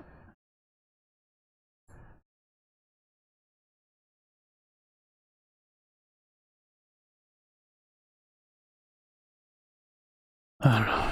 I'm actually so tired, dude. I don't think I can figure this out right now. And by the time I wake up, I'm gonna have skill trees somewhere easier to access. So, ultimately, our questions are: what's the best way to fit Arcane Capacitor into this build? Like some of the more obvious, like we'd take Arcane Swiftness out. It's a pretty good damage line though. That seems like I don't want to pull more life out of this build. And I don't think I want to give up any of my existing mana nodes. So I think something like Arcane Swiftness would probably have to be it. But I do want to see if any of the other mana nodes got changed at some point, so I can have a better sense of how much mana I'm going to wind up with. I think it's going to be really similar though to this. I'm basically going to lose like about 100 mana, assuming I've got about 200% in the tree. And it'll be a decision about whether to move existing mana into Arcane Capacitor or Arcane Swiftness. Arcane Swiftness is a really good load though. I'm getting like a total of 9.2% out of that 3 points. So it's like a tough sell to me. We'll see. I really think Arcane Capacitor should be in the build though. That's my gut feeling anyway. I don't know. Yeah, the only other thing to figure out then, I'll probably have to insert something in the guide about traps. It's something you already could do, right? Is to run traps in this setup, since Ancestral Bond doesn't give a shit. And the only thing you'd be doing it for, though, you wouldn't be doing it for damage anyway. You'd be doing it to trigger the traps and get charged traps for it and generate frenzy charges that way. I just think it's obnoxious as shit, right? I really do. But you could do it, and I should probably mention it, because with the mind rework, people are going to be asking about it. I'm way too lazy to do that. It also just requires a lot of shuffling that people don't like appreciate the impact of, right? Because realistically, you're going to wind up having to do like a curse on hit, right? You're going to probably want to curse on hit some either Cold Snap or Frost Bomb. Probably Cold Snap because it hits instantly. And you're going to lose Spell Cascade and probably increase duration too. And ultimately, you're going to wind up having, when you do all this, because you're going to curse on hit, Cold Snap doesn't cost shit, you're going to wind up having an Arcane Surge Flame Dash. People apparently do this and they're satisfied with it. I think it sucks. I hate having Arcane Surge on Flame Dash. Yeah. I absolutely adore having that on a curse compared to having it on Flame Dash, which is pretty much how you'd have to do it. Which again, I don't know. You can probably fit an increased duration into a Flame Dash link and just drop Portal. And faster casting. Faster casting is actually just whatever. I just put it there because I do want Portal. But it's still not ideal, I think. You wind up having to trigger a much lower level of Arcane Surge usually. Especially when you're clearing. But you're going to do all that. You're basically just going to get like more finicky stuff. More finicky Arcane Surge, more finicky cursing. And you're going to get in exchange the ability to generate up to 12% more damage. And dodge less things. I just wouldn't trade. 12% damage is not enough to pay me to do that, basically. It would have to be like 25%. Especially if you anoint Disciple to Slaughter and you wind up getting +1 Min Frenzy for your amulet, which is a pretty good idea. I don't know, I still haven't settled. I really feel like I want to take Flash Freeze, but Disciple to Slaughter may actually be a pretty good idea too. This actually has like some, it's actually really minor in practice. I tested this node by actually just manually routing my ass down there, and it seems to activate very strangely with totems. More often than not, I wouldn't get it to proc on an entire map, but I would get it to proc sometimes. And when it did, it almost always gave me 2 frenzy charges. I would just always go from 1 to 3. I didn't really understand what was happening. So it felt really inconsistent. But it did sometimes give you frenzy charges while you were clearing, and having, you know, it already gives you about 6% damage, assuming you only ever got one frenzy charge, the minimum one. So this is a pretty strong node. I'd probably take this over any of the other raw damage nodes, like over Heart of Ice. I'd take it, even though this is technically slightly more. I'd probably take it over Throatseeker and Heartseeker, which are also slightly more, just because it's so close. And then you also get anything that buffs damage to almost the same single target, but then has some like really nice clearing potential, is usually what I'll take. But this Flash Freeze node is just like 20% prod speed sounds too juicy. There is like a hidden notable that has the same effect as the new Divine Guidance, the whole like 30% of increases and reductions to mana, so you can double up on that, and that is actually more damage than any of these. It's even more damage than Throatseeker or Heartseeker, but I'd still probably take Disciple to Slaughter for that sense of the occasional clearing bump. And you know, some bosses have ads, so like you'll randomly trigger it like that.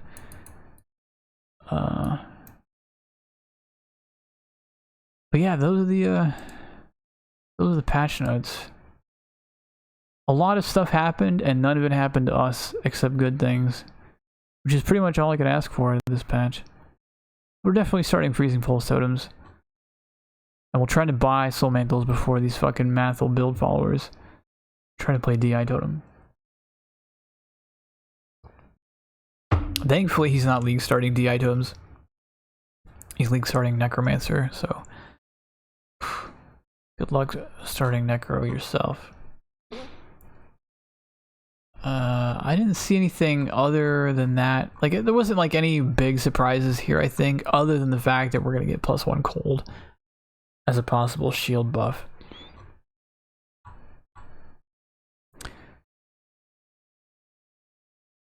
So yeah, this is already 2 hours long, and I kind of wanted to upload it, but I don't know if I can upload a 2-hour video. I am probably going to have guides updated tomorrow because the tree data looks like it's leaked. You know, not leaked, but it's been updated. I'll be able to use Skill Builder if the official site's not updated. And I'll just work on getting the build guides updated tomorrow. So this should be done. I don't know if I'll be able to make videos of them until Thursday. But yeah, I probably won't, I don't know, I probably won't stream until League start, unless I find a really good reason. I'll probably just work on making a couple more videos and being here bright and early for Friday.